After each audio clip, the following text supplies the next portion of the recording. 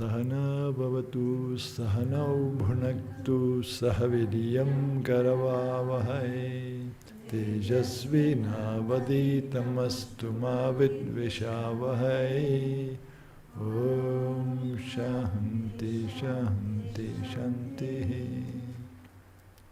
Sagurunath Maharaj ki Jai.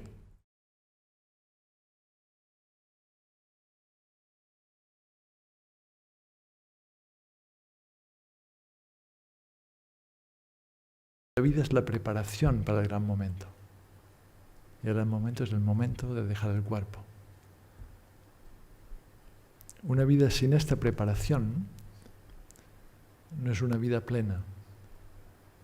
Una vida plena es la meditación constante en la muerte, en mrityu.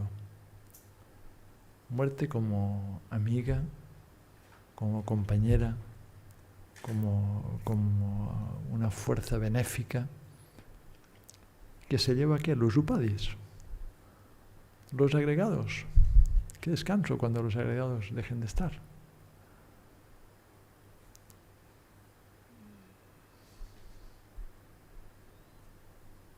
Una vida plena es aquella que vivimos con la tranquilidad, la paz, la plenitud de podernos morir ahora. Sin ay que olvidé de llamar a mi primo o olvidé de cerrar no sé qué propósito. De sentir que el Prarabdha nos ofrece lo que tiene que ofrecernos. Él lo actúa solo.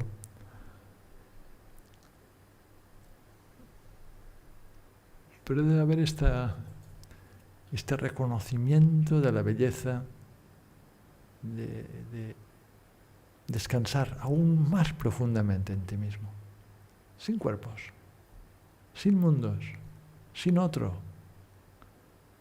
sin este drama.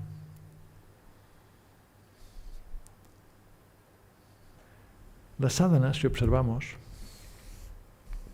es una secuencia de muertes, no una muerte, muchas muertes. Si no queremos morir repetidamente en la sadhana no va a dar fruto ni va a cambiar nada. Es una muerte constante a la limitación, a lo que me creía ser. Porque la función del gurú es una y otra vez llevarte más allá de aquello que tú creías ser. Hasta que cuando piensas en lo que eres, ya no acude ningún concepto. Porque la asociación cuerpo, mente, intelecto ha ido cesando. ¿Qué somos sino presencia? ¿Qué es lo que es constante sino la presencia? El cuerpo cambia, la mente cambia, el intelecto cambia. Entonces la muerte es el abrazo, no de entre dos, sino en uno mismo, en la presencia.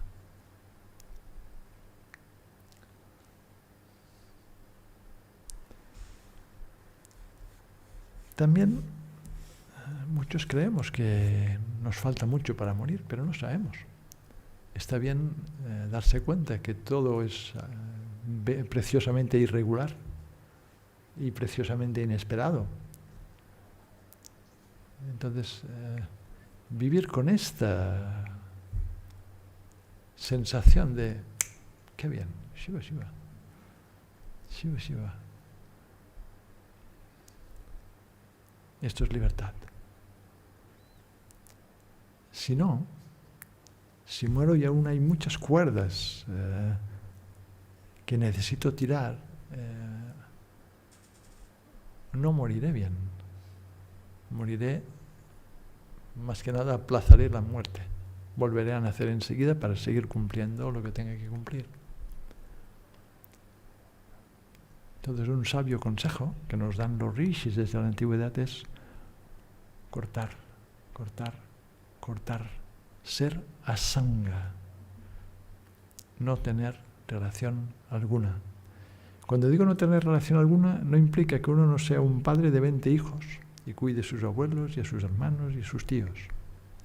Pero internamente, asanga. Cumplo mi deber, soy impecable con mi responsabilidad con los demás, absolutamente cuidadoso y responsable, pero a la vez asanga. ¿Asanga por qué? Porque sé quién soy. Porque cuando entro en el espacio de presencia y conciencia no hay dos. Al menos uno no está.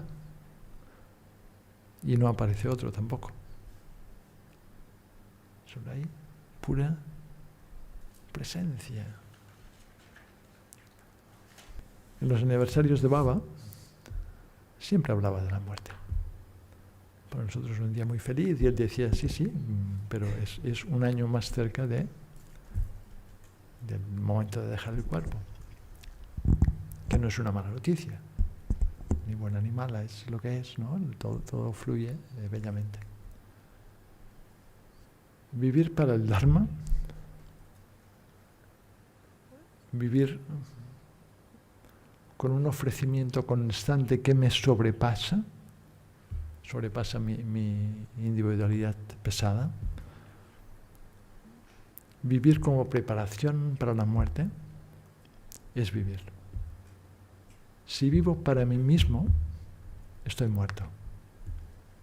Si vivo como me dicen que es normal vivir, soy un cadáver en una nevera. Entonces uno debe de llevar a cabo un proceso de intensa desintoxicación.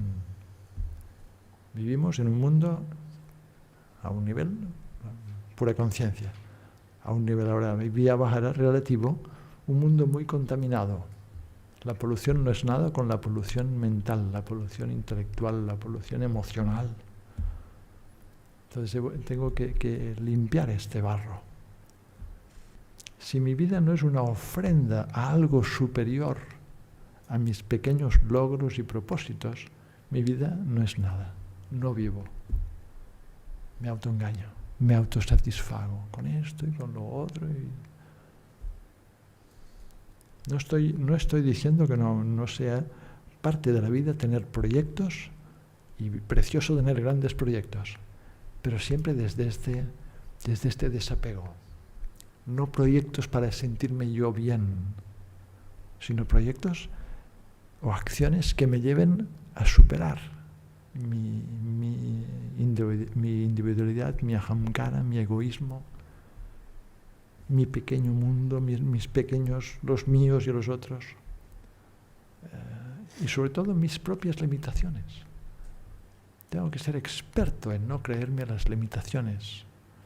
Las limitaciones que tenemos son limitaciones de condicionamientos de la mente.